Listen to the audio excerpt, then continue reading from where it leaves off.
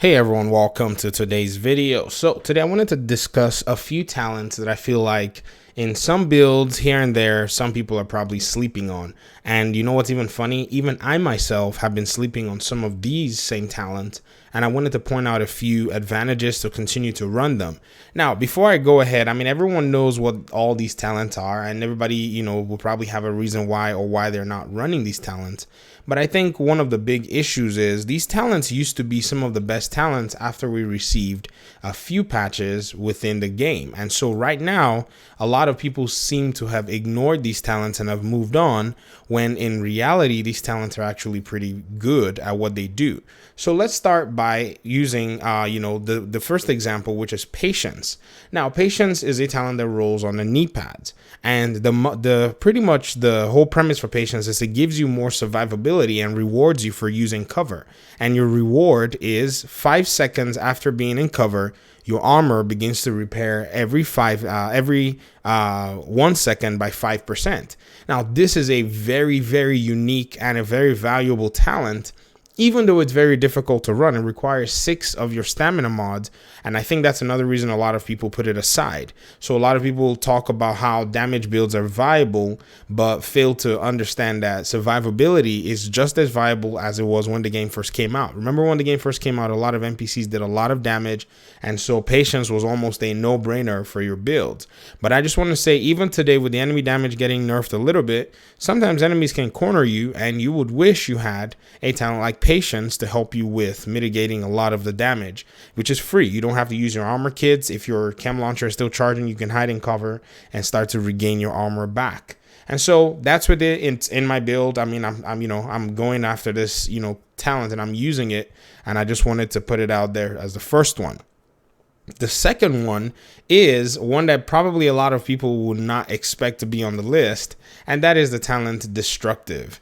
Now, this talent is easy to overlook unless when you look at some scenarios of some people using skill builds, because as much as many people may say skill builds are not really viable in the game, I want to say now, based on what I know, based on some of the builds that I've seen, I disagree that not all skill builds are useless. Some skill builds are actually very good.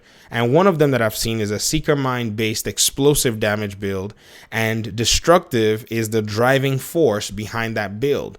This gives you 20% explosive damage.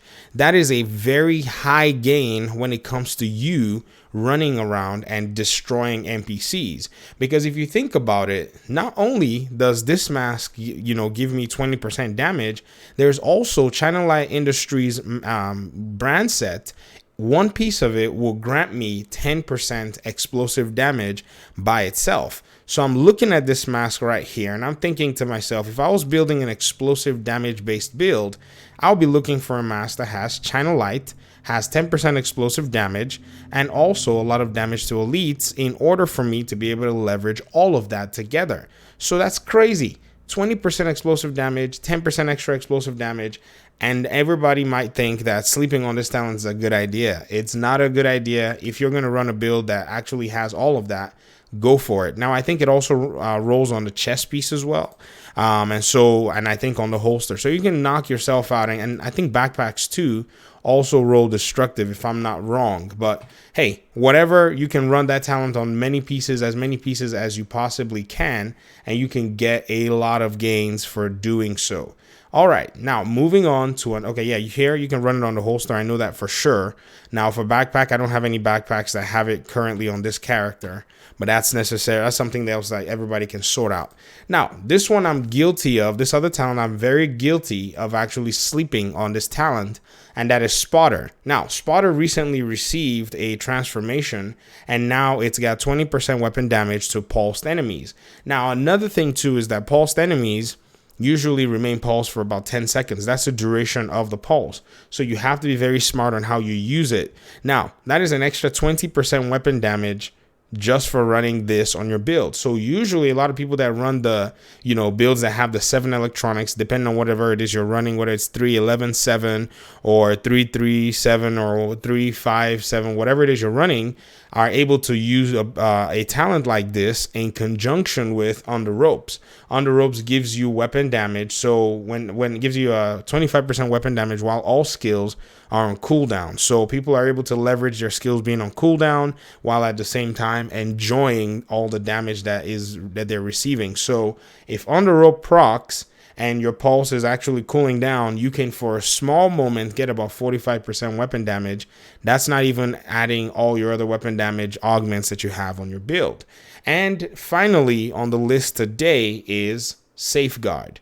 Now, even I myself, again, 50% of these talents that I'm actually putting out here, I've started to go back and explore them, and I've started to see that Safeguard is actually a very good talent, still really good. Even though it received a tweak, early on in the game, it just shows that one of the big, themes of this game is staying alive. Survivability will increase your DPS because the more you are alive, the more damage you're able to deal. And talents like this can keep you alive. This says killing a target grants a 150% bonus to repairing and healing effects for 5 seconds.